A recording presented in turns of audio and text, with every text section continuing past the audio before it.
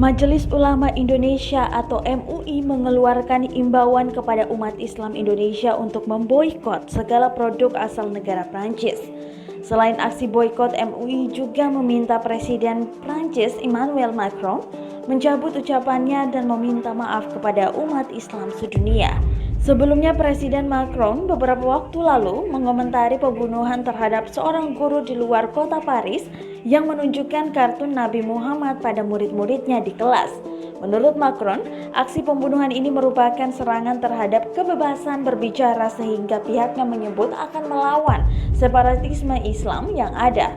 Pernyataannya ini memicu reaksi negatif dari berbagai pihak di dunia, khususnya negara-negara yang dihuni oleh penduduk muslim seperti Indonesia, Malaysia, Turki, Kuwait, dan lain sebagainya. Seruan boikot MUI dilayangkan melalui surat pernyataan nomor Cap /1823/DP/MUI /10/Romawi/2020 tertanggal 30 Oktober 2020. MUI menyatakan sikap dan mengimbau kepada umat Islam Indonesia dan dunia untuk memboikot semua produk yang berasal dari negara Prancis.